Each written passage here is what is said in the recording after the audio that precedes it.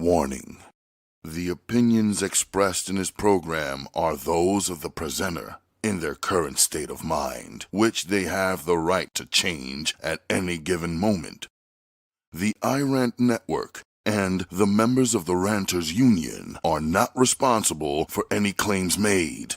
All opinions and train of thoughts are welcomed here and protected by the First Amendment and the Ranters Union.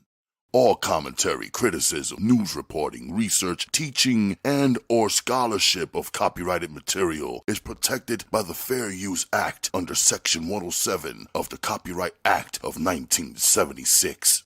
iRant Network and the founder of the Ranters Union, Logic, aka Mr. M, recommends that you take what is said and do your own research. Read a goddamn book and form your own opinion. Furthermore, listen carefully to the ranters rant and debate their opinions and form your own conclusion. Thank you for watching this member-supported program, powered by the Ranters Union and produced for the iRant Network. Good day.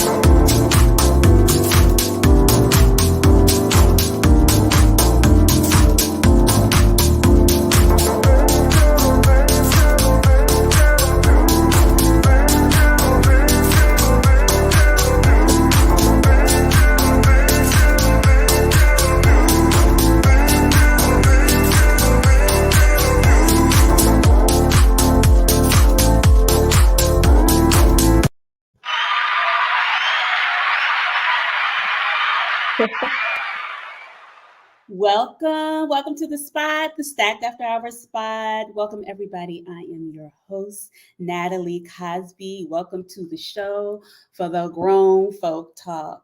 So tonight, first of all, let me pause. Happy Black History Month. Right? I call it the Real History Month.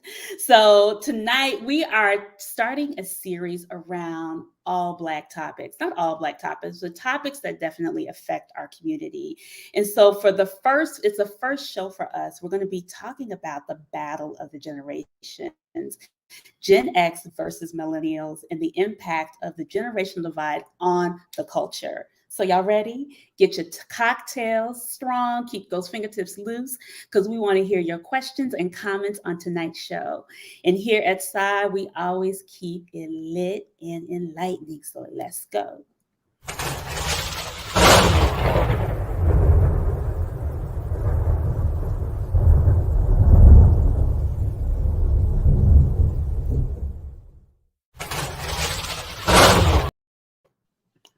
So I'm super excited. Sunshine is off today.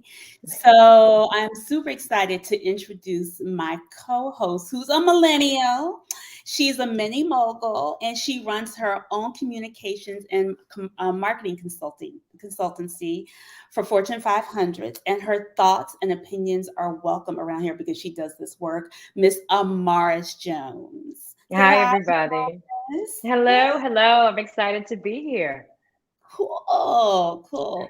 Next, I am proud to call him my family. Not only is my family, he's cool, he's smart, and he loves to debate you until he runs circles around you. And recently an Esquire, Mr. Attorney at Law, Alex Jones, my millennial. Say hey. Happy to be here. How y'all doing? Happy to be here. I'm excited for this conversation. Yay! Next, he's my Gen Xer, my educator. He's all about the kids and a world traveler. I want to welcome Mr. Brandon Scott to the spot. Say hello to the people, Brandon. Hi, everybody. I couldn't see myself, so I didn't know what happened. See? There you go. I know This I'm new dark, one but probably come got on. everybody all confused, right? Brandon's a Got regular. the lighting right. Exactly. Next and finally, I'm super excited. This is their first time on the spot, and we are super excited to hear their voice to this conversation. They are a minister for the queer and trans community, Miss Leo, is Leo Sage Allen. Welcome to the panel, Leo. Thank you, Natalie. Glad to be here. Cool. So this particular topic was really interesting to me because during Christmas, me and Alex actually was having this whole conversation around The Closer, Dave Chappelle's show, his Netflix show. And then what I realized, there's a little bit of a generational divide around this particular topic in the quotes and not the quotes, but the jokes around the LGBTQ community. And so I was like, okay. And I was told I was old and out of touch. I was a little bit in my feelings, but it's okay. It's fine. I didn't take it personal, but I did a little bit. So I wanted to really have a conversation around this and how we deal with cancel culture and a multitude of things that are going around in our community. And I always say for Gen X, I feel like we're the middle child between the boomers and the millennials. So we're always forgotten. We're the latchkey kids. We're the slackers. We're the MTV generation, but we're also the first fully integrated generation that had full civil rights. And we believed in fight the power and was just about loving ourselves and Black is beautiful. Whereas my millennials, when I think about it, y'all are the starters of the BML movement, and you have like all this empowerment, and y'all are visionaries and y'all make things happen. But there's a little bit of entitlement, in my opinion. I'm sorry. We'll talk about that. We'll talk about that. We'll talk about that. But Amaris does this work all the time. She supports companies with their DE&I work. So she's going to give us some terms to make sure we are correct. And I am not misspeaking. At least I'm not misquoting about what's next. So go ahead, Amaris. Take us to school. Totally. And before we go to school, so we have the generational divide in the title of tonight's topic. But again, just want to emphasize this is not a battle. This is not a versus. This is a discussion. This is a safe place, rather. We will have difference of opinions and perspectives based on who we are, where we come from. But again, this is a safe space and it's a conversation. So we want to make sure that we're all using the same language, right? And there's no question marks around the terms that you might hear tonight. So just starting off, as Natalie mentioned, a lot of the jokes and the controversy in Dave Chappelle's The Closer is around the LGBTQ community. So what does that even stand for? Let's just start with the basics, right? So LGBTQ stands for lesbian, a woman who's attracted to another woman, gay, a man who is attracted to other men, bisexual, a person who has the capacity to have a physical or romantic or emotional attractions to the same gender or those of another gender. Transgender, we'll be talking about that community a lot, probably just because a lot of the jokes focused around transgender people. Those whose gender identity is different from the gender they were identified with having at birth. And trans is often used as a shorthand for transgender. So if you hear that, that's what that means. Queer is an adjective used by some people, a lot of times younger generations whose sexual orientation is not exclusively heterosexual, right? A lot of people think that queer is more inclusive and it resonates better with them. And then the Q can also stand for questioning, those who are questioning their sexual orientation or their gender identity. You might also hear LGBTQIA+. So the I, intersex, asexual or agender, not having a gender, or even ally. So that's someone who either confronts heterosexualism or sexism, homophobia, transphobia, etc. Another term you will probably hear is cisgendered, and I know this is a lot, so we can revisit as we're going through the discussion. But let's start, just going through the vocabulary. Cisgendered is a person who identifies with the gender they had when they were born. So, for example, I'm a cisgendered woman, right? I identify as a female at birth and identify as a woman today. And I think it's also important to point out that this term is not about sexual preference. It's about gender itself. Let's marginalize is another one we might hear. We'll talk about like a marginalized community. What does that mean? A group that has been treated historically as insignificant, or a group that's been on the peripheral, right? So like Black people have been marginalized historically, LGBTQ plus. Another big term that's hot right now. Can y'all hear me? Yep. Yep. Okay, good. Another term that's hot right now is intersectionality. This one is a little complex, but it deals with the way things are interconnected and they overlap, right? Like we're not monolithic. There are a lot of different things that make us up. So it talks about the way race, class, gender, and other characteristics intersect and collide. Privilege is another concept that we will probably visit. And actually, it's so funny. In the beginning of the closer, Dave Chappelle says, "Before I can start, I want to say I'm rich and I'm famous." And he goes on to say, the only reason why I say that is because the last 17 months talking about the pandemic have been hell, and he can't imagine what everybody went through. So that's what we mean when we say privilege. It's a lot of times we think of it in the context of white privilege, right? But privilege is when simply having an advantage that's only granted to or available to a particular person or group. And then let's end with culture, right? Culture is simply the people, places, things, and the beliefs of a specific group. So the way we dress, the way someone speaks, what they value, what they believe in, those are all parts of their culture. So high level, there might be some other things that we discussed, but wanted to make sure we were starting from the same page. Thank you, Amaris, for that mini lesson. No problem. I'll send notes afterwards. I'll send notes. It is a whole lot, right? It is. It is a whole lot. But so I want to get back to and that's what Amaris is right. This is not a versus, but what it is how we see based on where we came into this world. And I want to really start. I found this clip, and I realized this culture, especially in the Black community around the LGBT whatever, has been something that has kind of been going on for a really long time. So I found this clip from Arsenio Hall. Mr. M, go ahead and roll it, and we're going to talk about it because I think it kind of sets the tone of where me as a Gen Xer, me and Brandon as the Gen Xers on the panel is what we kind of see. But go ahead. Don't know whether they're gay or not.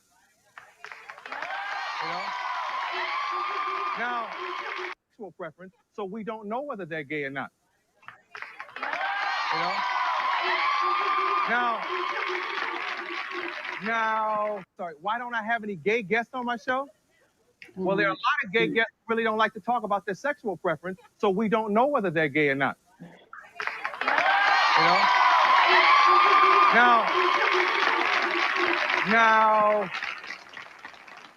this ain't Murray. You didn't think I'd run from this, did you? This ain't Johnny. I ain't gonna run from it. I'm gonna deal with it. You know what I'm saying? Now, who would you like me to have on my show that's gay that maybe I haven't had? Who? I don't know Gus Van Sant, but I know Elton John. He's been here and he's rocked the house. Okay? Okay? What? When Harvey has something I'm interested in, I'll bring him on the show. But this is my show, okay? I'm sorry, why don't I have any gay guests on my show? We'll stop it there. We'll go ahead. Gay guests. So when I felt that, I think he was like, this is my show and I need for you to sit down. Because I feel like it is like I'm inclusive, but don't tell me who I should have on my show. And I think it's a little bit of what Dave Chappelle was probably feeling. And I really want to talk about starting in there and thinking about what Dave Chappelle was speaking about, and even Arsenio's sentiment. I'm going to start with Brandon because he is my Gen Xer. The perspective of that whole energy around the LGBT community, and what we as Gen Xers, kind of how we come into this space, dealing with the comments of the closer, and even what Arsenio Hall was dealing with within that segment. Well, it's a lot. It is a lot. Yeah, and especially coming from the background that I come from, a religious, extremely religious background, as well as being an educator now. So I'm always in a place that I want to learn and understand that, yes, I was raised a certain way. Yes, I believe a certain thing, but I always feel like we can learn from each other and support each other in the best way we know how. So I'm not quick to cut things off or whatever. I think that Arsenio today would have a different response than Arsenio of the 90s, just because we've all grown and evolved. So the clip has a certain relevance because at that time, for somebody to even wear a shirt like that and stand up at a show like that was huge, especially with the hate around it. The hate is still there today. So imagine what it was almost 30 years ago in that community, towards that community. So I think it's something different though with Dave Chappelle. I think as we get into the conversation further, I think that what he was more so talking about is that two things can exist in the same place. Mm-hmm. So when he was talking about, can somebody be racist and gay? Absolutely. So I think things can happen in the same place. And the conversation to me was bigger about that, as we saw the lady who called the cops and acted like the bird watcher in Central Park was assaulting her. She had given thousands of dollars to Obama's campaign. You know, she was this leftist Democrat. But deep down, it came out what she really thought when she made that call and tried to act like he was attacking her, because she knew privilege, the response it would get. Right. So I think it's two bigger conversations that can take place about what was going on in our Arsenio Hall clip and what I feel like Dave Chappelle, being we're the same age, was trying to get a message out in his own artistic way. Okay. All right. Alex? Yeah, I agree to an extent, because, you know, the 90s were a totally different time, right? When I watched the clip that you just showed, I think what struck me immediately was the sense of combativeness that was happening, not necessarily between Arsenio Hall and the individuals that are standing, but the whole environment. And I think, you know, I heard chants, I heard, you know, like, I don't know if they're like monkey chants or whatever they were, but it just felt like it was an us versus them type scene. And I don't think Arsenio Hall was trying to convey that, but I felt like that was the environment. And when it comes to, you know, the closer, you know, I also think Dave Chappelle is one of the best storytellers.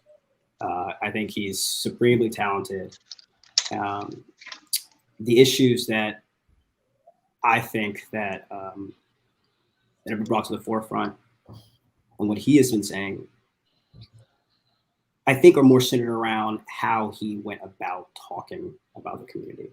And it felt like it was, I wouldn't say a knee-jerk reaction, but more of like, I'm going to discuss what I think about the community from a vantage point of somebody who is not part of the community.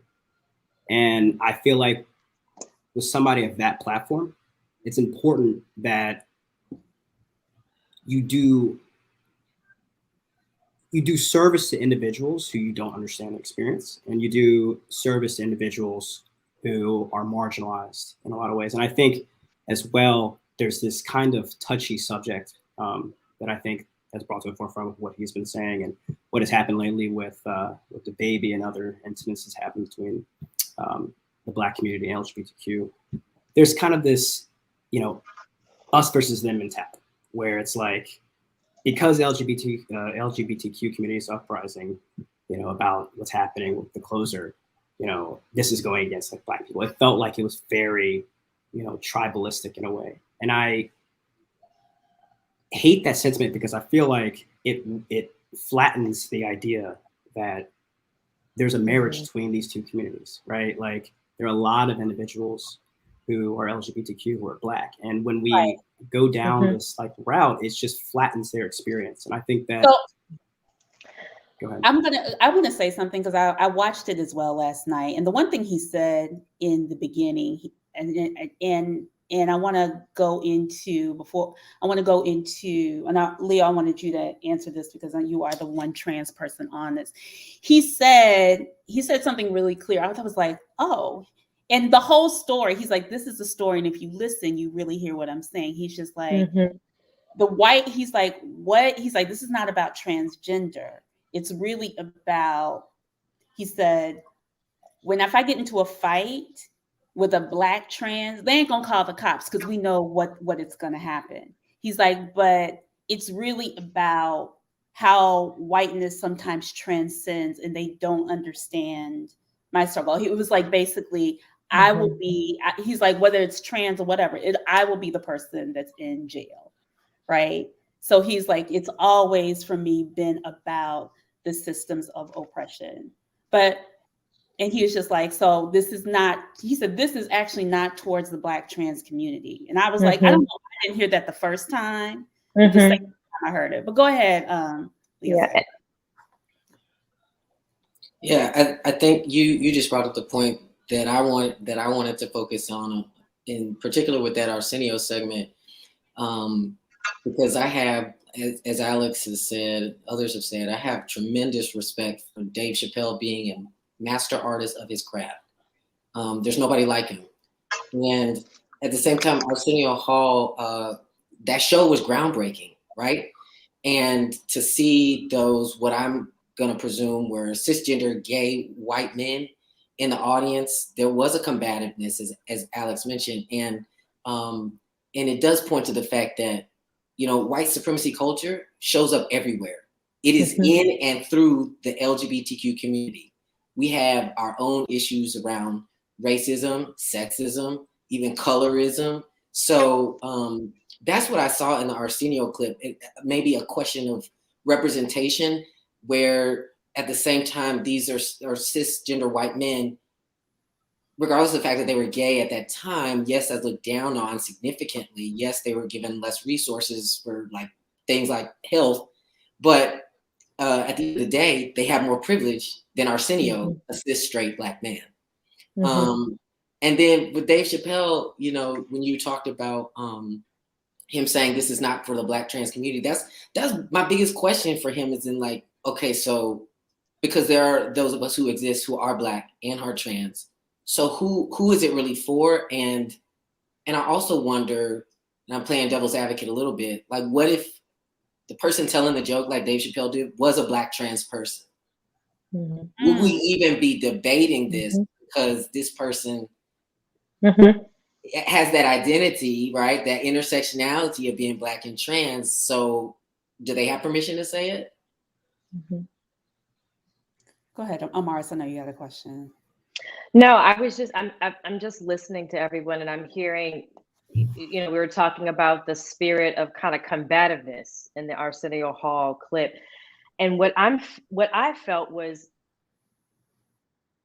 offensiveness on both sides. Him defending who he is, his platform, the ownership that he has through the show, and that being challenged. And it was the same thing that was happening on the other side in terms of the person in the audience, right? And I feel like perhaps Dave Chappelle, and I'm speaking out loud in real time, you know, he used his platform in an artful way to address some of the comments about him being transphobic, etc., in an artful way through his platform, through this particular program. But because he's not from the community, you know, is that one of the biggest issues, right? From a representation perspective, and people feeling comfortable with, you know, him joking around some of the things, really the challenges and plight of a marginalized community. So I'm gonna speak as a Gen Xer. I think part of it, and what I saw with Arsenio and Dave within our Blackness, is like, you're not gonna shut me up. Right. And like, Dave even says that in the backlash. I think part of it is like, we've never had the opportunity to be free and speak freely. And I think Dave Chappelle was doing exactly what Dave Chappelle always does.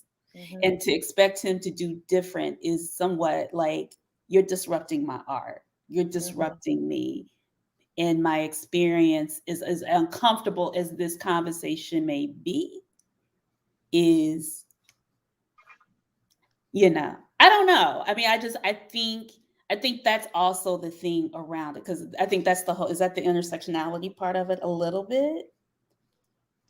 I mean, it could be. You even see in his comment around the backlash, right? He says, "I'll have a conversation, but you're not going to summon me," right? Like, let's be clear. This is my show. You're not going to summon me.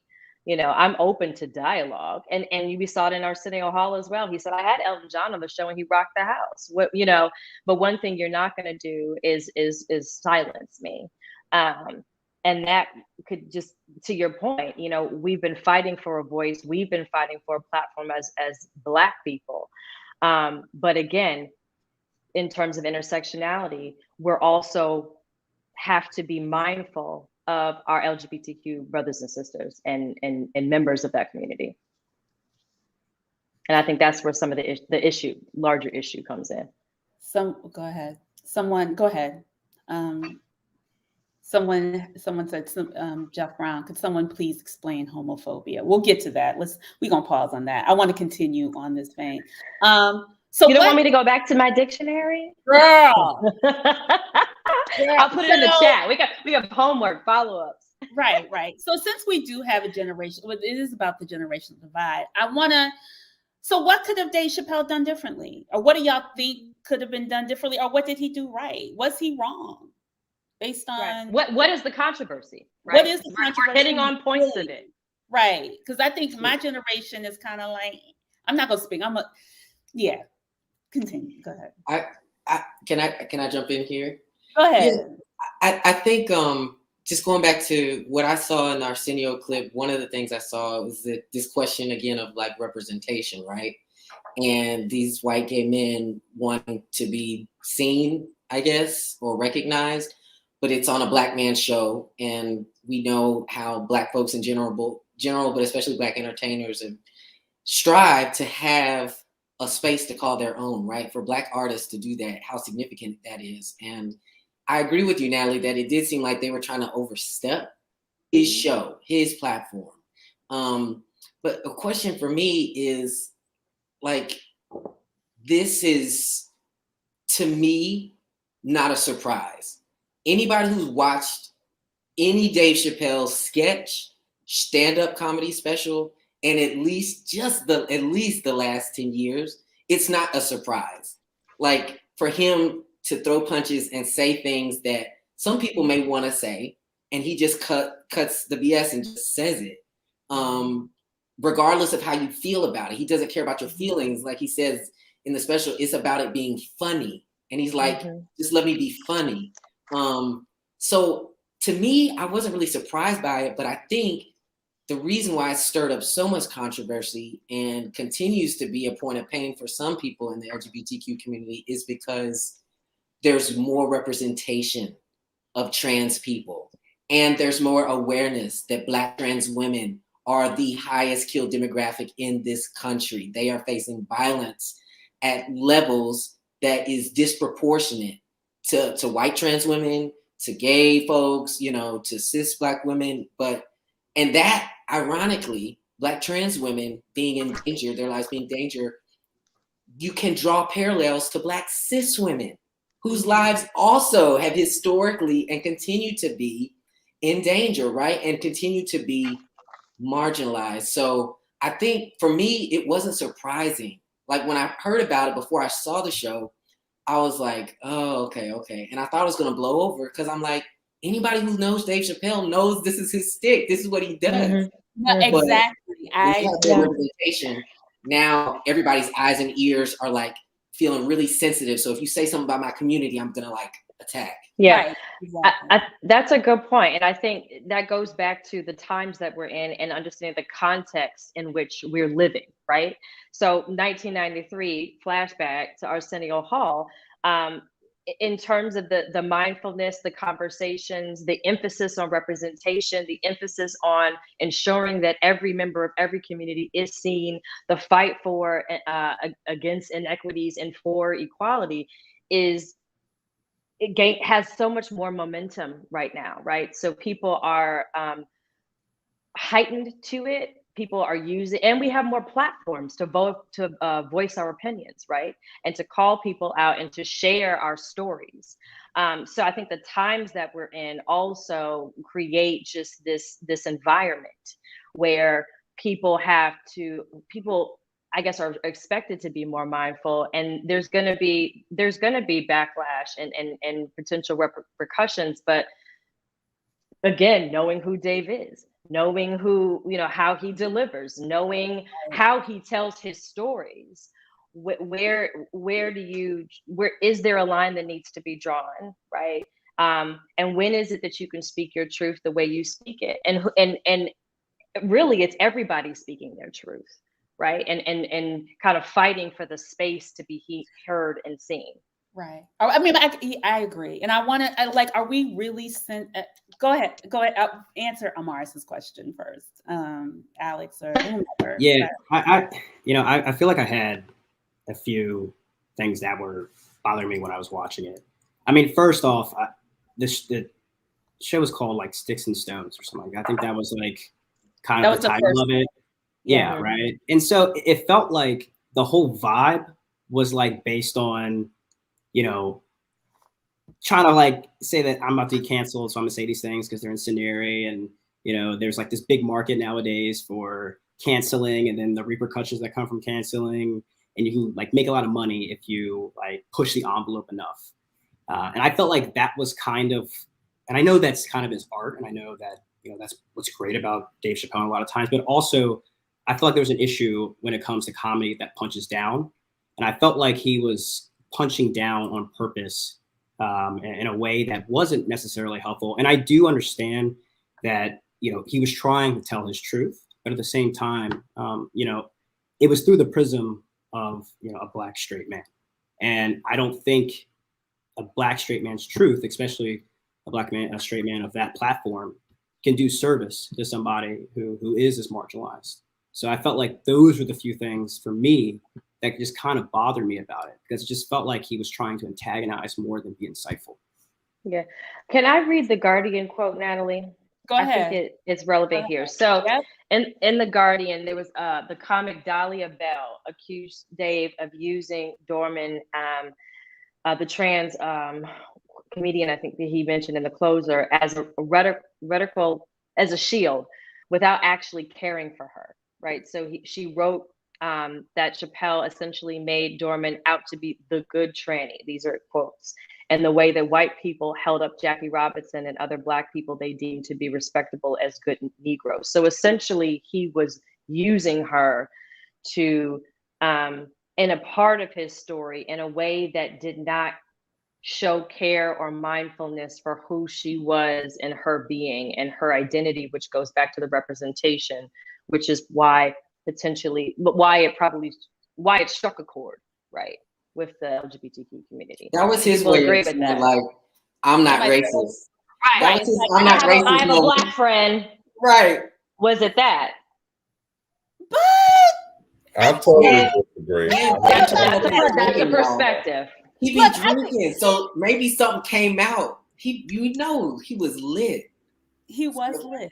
Maybe Well, he would've always told is something. when he does his art form. Right. I think, That's where he look, performs his best at. But I totally disagree. I don't think that was his I have a black friend moment. I felt like he was speaking from his experience with a person that was transgender, and it fit the conversation that he was talking about.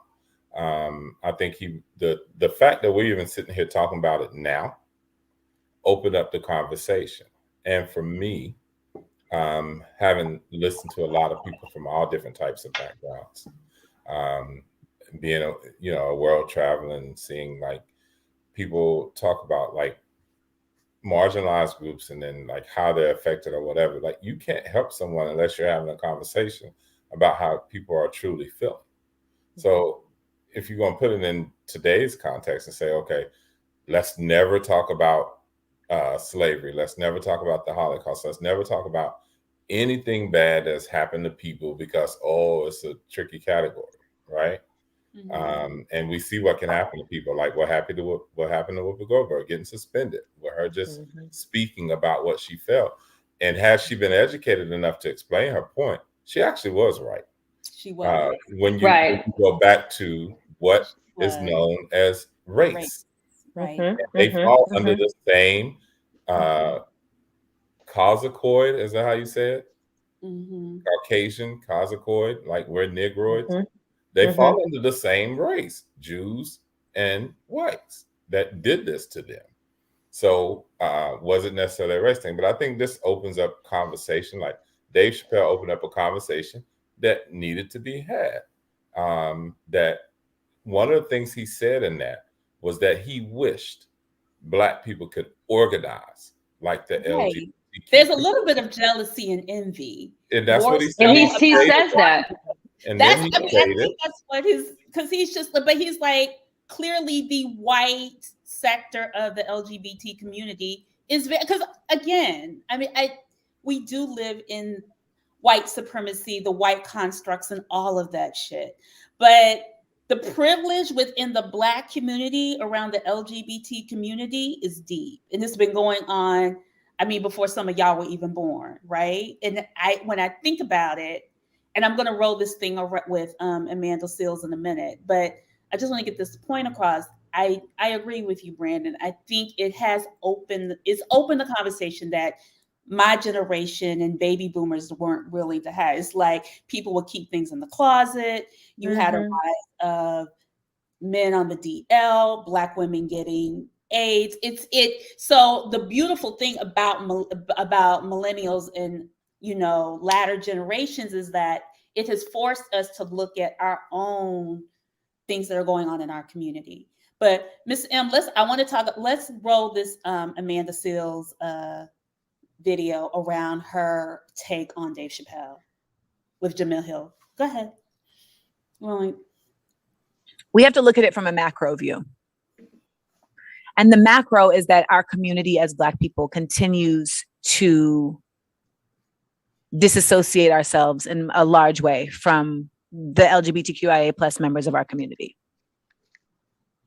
So we have to acknowledge the truth of that first and foremost. Then we have to acknowledge our unique privileges and understanding that even as Black folks who are not privileged in very clear ways as it relates to white supremacy, as it relates to the variance in our melanin, as it relates to police brutality, even in the realness of that, if you are a cisgendered Black person that is also a heterosexual, you do exist in a certain particular place of privilege. Because at the end of the day, the world is set up for you by and large. And when I say cisgendered heterosexual, I mean you were born with female or male body. If you were born with female body parts and you identify as a woman and you date folks that are cisgendered men. I have to say it macro in that way because when we realize, when we acknowledge all of those things, we then understand how our words show up. We're going to pause it there. And So, it is. All right. So, coming back to the conversation, and Dave in his privilege and the privileges that have formed around these issues in the Black community, is there privilege within us about this conversation, even with the LGBT community, and how we can, and the whole cancel culture and so on and so forth?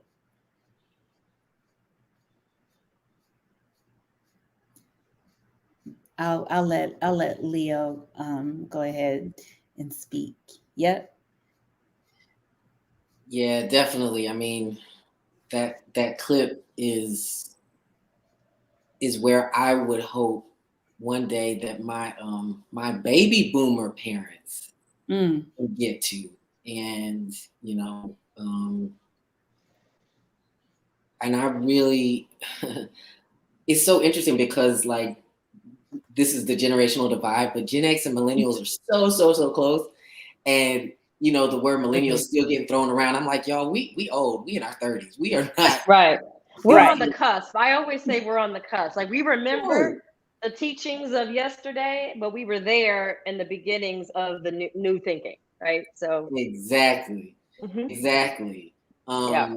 But the way that Amanda has articulated that to Jamel Hill is where I hope that we can be, these three kind of big generations, but especially Gen Xers and millennials, to be able to accept that even if we have differences of opinions about, I mean, honestly, it's about another person's existence in the world. That's kind of what it is, right? Like you might feel the way you feel about the LGBTQ plus community, whether you're, with us or you're not really with us, but just the level of like understanding the types of privileges that we have that exist in the community. Like if you're not gay or queer or trans, right?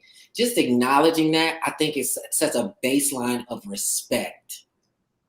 Then we could come to the table, as Brandon was saying earlier, and have the dialogues and have the conversation.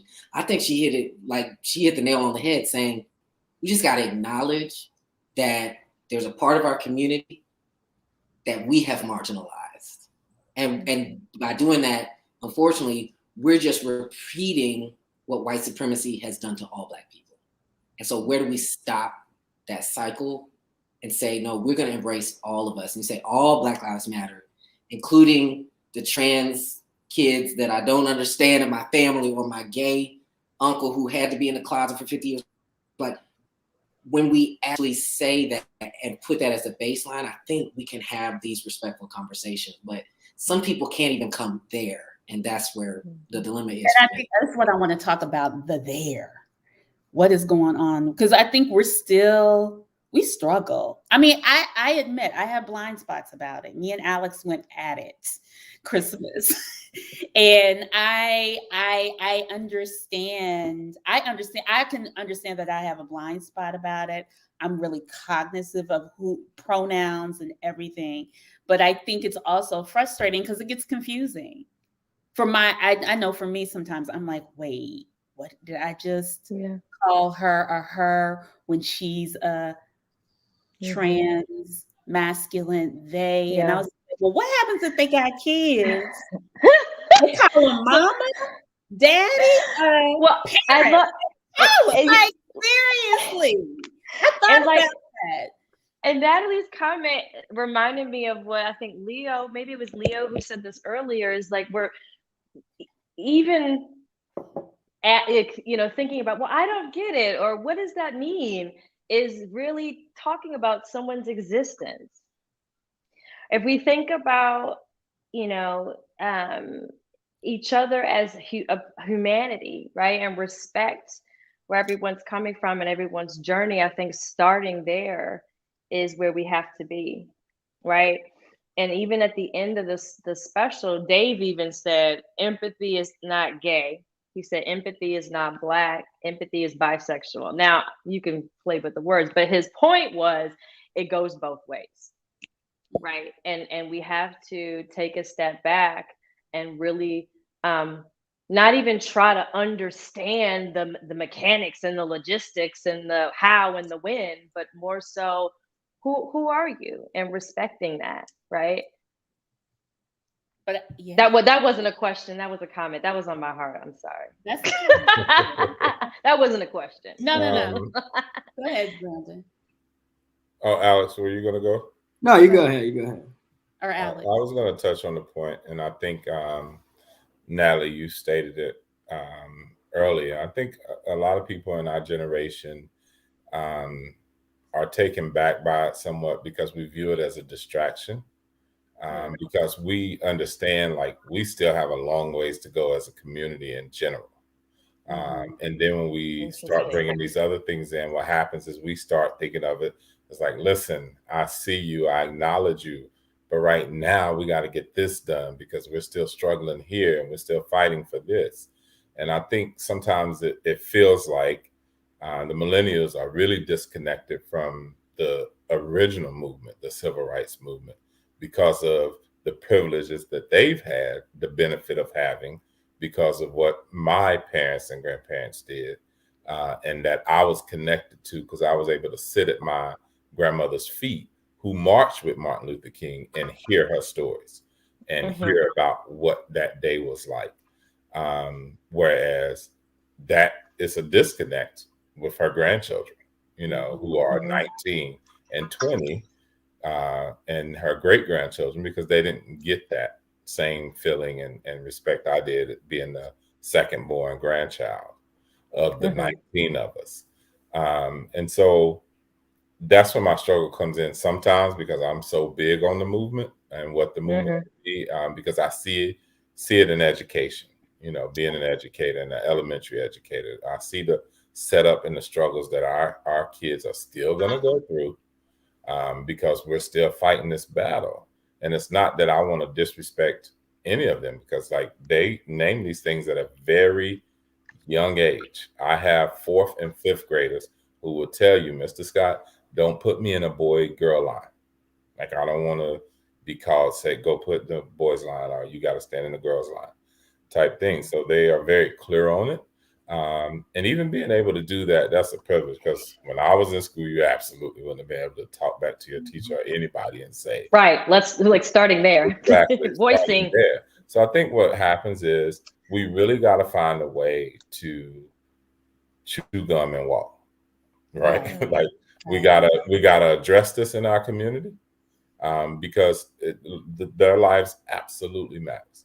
But we still got to continue to fight for those things that we know we haven't accomplished in our community. And again, we all can do that together way better than keeping it as a separate thing, know.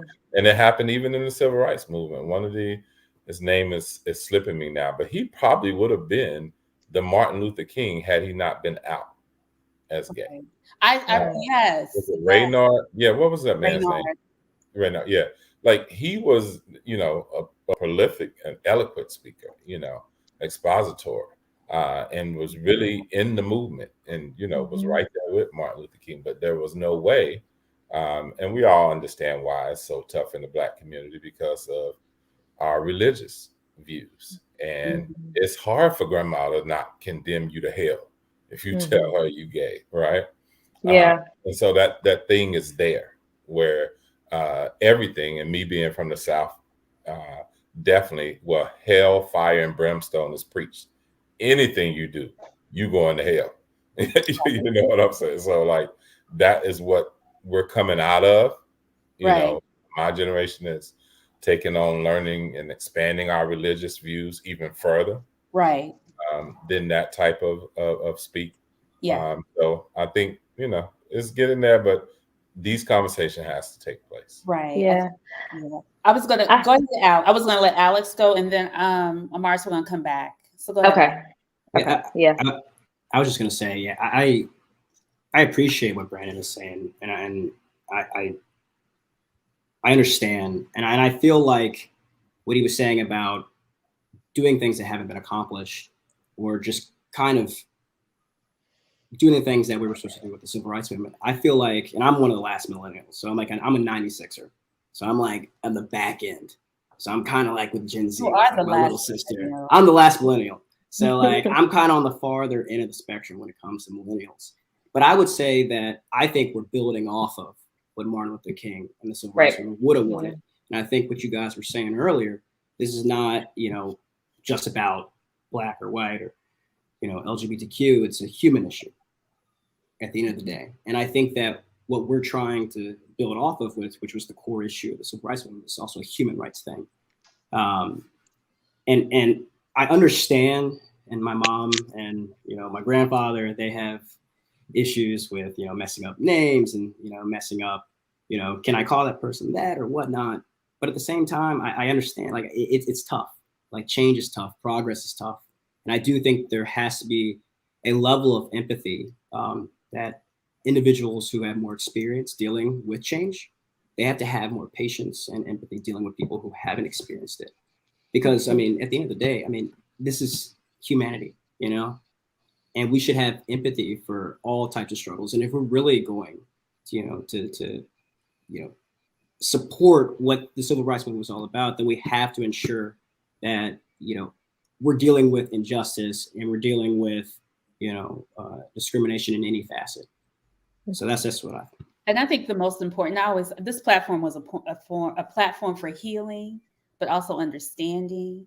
And there's a lot of healing that needs to go on within our community around this, the secrets, the shame around it, the church, to, even again, being accepted and marrying because you don't want to be outed. You don't want to be, I have friends that are gay and they are still in the closet to this day that are my age and are struggling with that, because I'm just like, boo, come out. But they will never, ever admit that that's where they are, because they have they're still. The scars are fresh.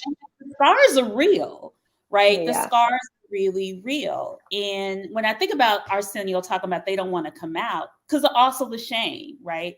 And there's still there that shame that lives there.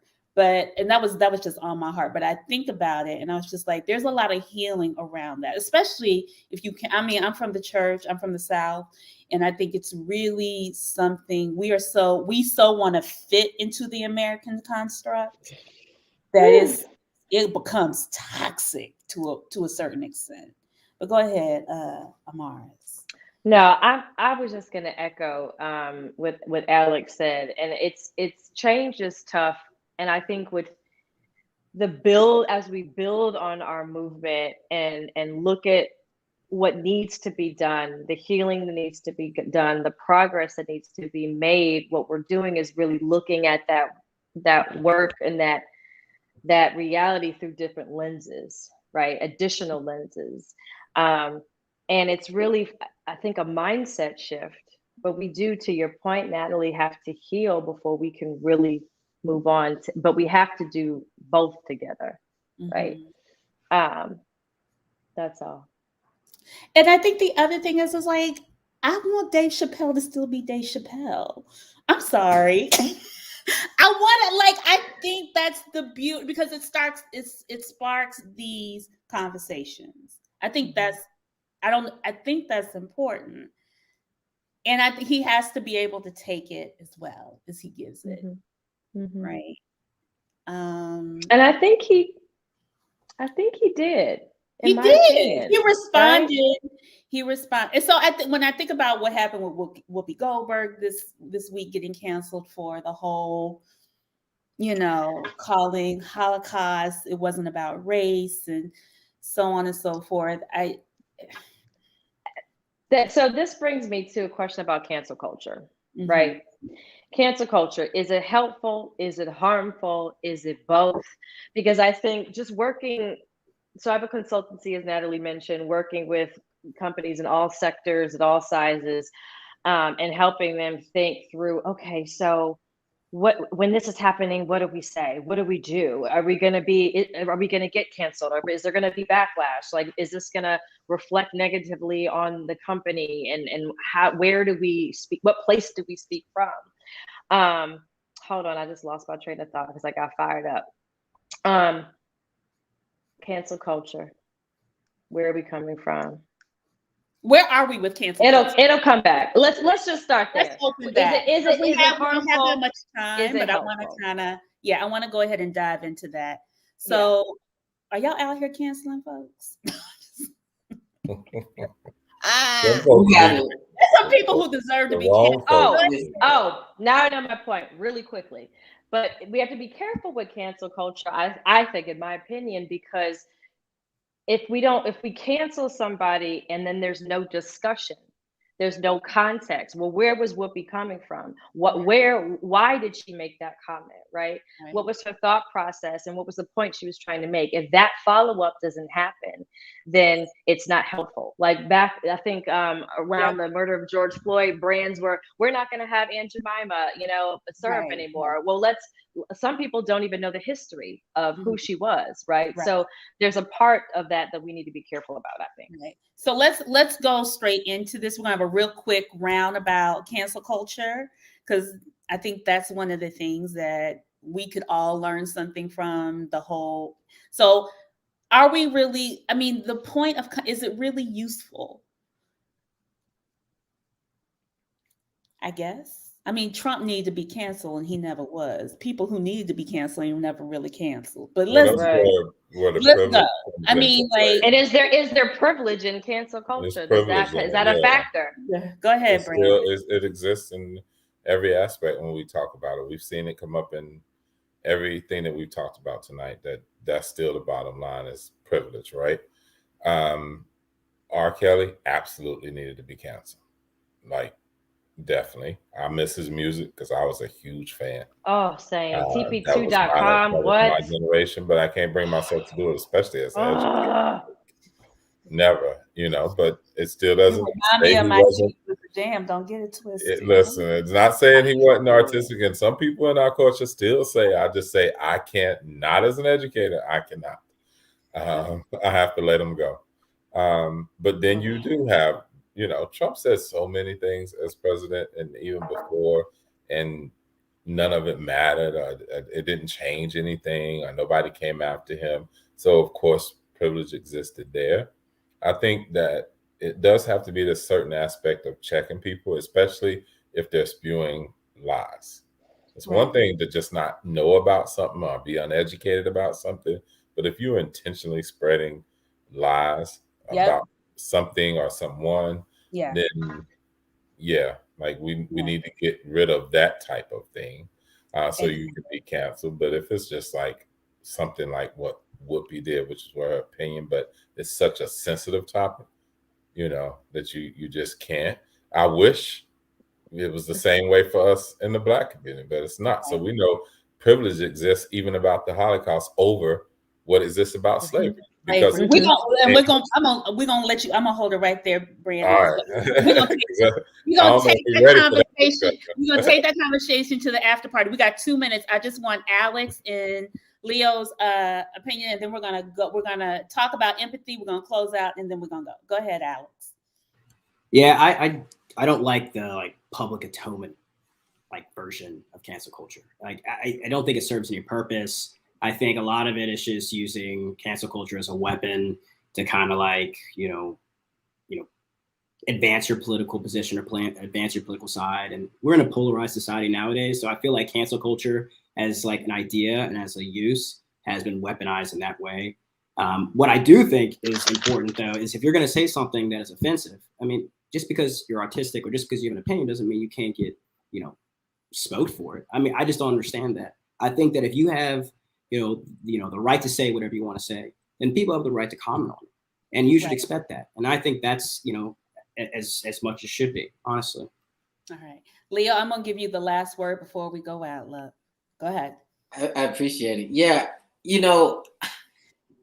this is my opinion. It comes from me. Cancel culture isn't actually real. Cancel culture is like a myth because it's interesting how we treat celebrities in our society and the ways in which we will cape for them and protect them. But they're a privileged class. They're elites. And so I don't actually think cancel culture is real. When you have a certain level of privilege and power, you can't be actually canceled. The term, I think, has been used to weaponize people who want to try to call out something that they feel is unjust. But actually canceling people is not actually real. Now, what we have done is this throwaway culture where we say people are disposable. That is a real problem. And we're going to take that into the after party. So we're about to wrap it up. Thank y'all again. We didn't have enough time to get through everything, but y'all, this was a panel of Black excellence for real. So thank you, Amaris, for your input. Thank you, Brandon, for your insight for the kids. Alex and Leo, thank you so much. The link for the after party is in the Facebook group. Join us. We'll be there in 5 minutes, 5. I will see y'all next week. We'll be talking about Black love and all the other things, everything Black. Happy Black History Month again. See y'all next week. Take care. Thank you so much. Take us out, Mr. M.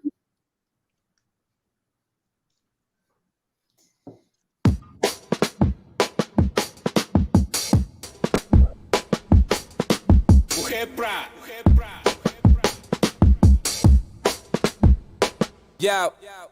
Mama had a baby and the baby wasn't happy about the world that he was living in. This shit is fucking crazy. He was moving through the system and the system tried to raise him as a slave in the system, but he switched up in his ways and then learned about the murder and the contradicting logic of the system he was living in. The human is a product of persuasive education, turn a human to an object, and the object of the game is to find a way to tame all the people on the planet, to control it, to command it, but it starts inside the brain, the conditioning implanted in the mind of the people, and to over understanding education from the slave master. Everybody dancing to the rhythm of the killing and the lying and the stealing. Deconstruction of the buildings we was building for our children, gave our children to the system for the system to devour, turn our men into cowards and our women into weapons, and the soul. What about the soul and the body of the temple to the gods that's in everybody's body, and the soul is the body and the energetic presence of the person at the essence. It will travel through dimensions to the places that are mentioned on the prophets that are written by the ancients, putting every human in position day and night. Day and night. Yeah, know where you going, pick what you choosing. Take your heart with you on the path that you are pursuing. Moving steadily moving whenever you're moving. Put your all in, even when falling, you'll never be losing. I mean, you'll never be what you'll never be, but you can be what you can't.